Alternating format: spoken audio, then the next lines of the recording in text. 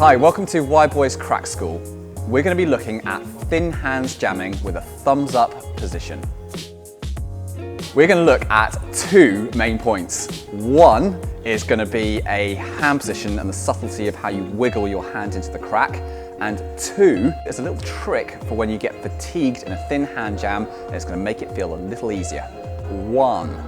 So the first key point with the thin hands thumbs up jam is that you really want to get that hand as deep as possible in the crack, and it makes a huge difference to the difficulty of each jam. So really push and wiggle that hand as deep as possible in the crack.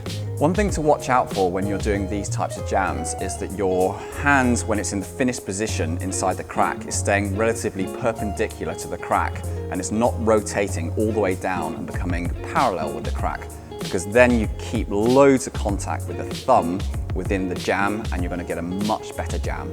Two. The second key point I want to get across for thin hands thumbs up jamming is that we use a trick that when we're getting fatigued in the crack and the ability to be able to paddle or finger bar across the crack becomes harder, is you can actually start to crimp inside that crack, so the hands are crimping inside and it gives you room to bring that thumb into action and you can jam a bit more effectively with a thumb.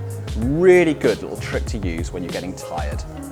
Don't forget that on this jam, you're still using the same principles for any normal hand jamming, where you're bringing your thumb towards the base of your little finger and you're finger barring across the crack.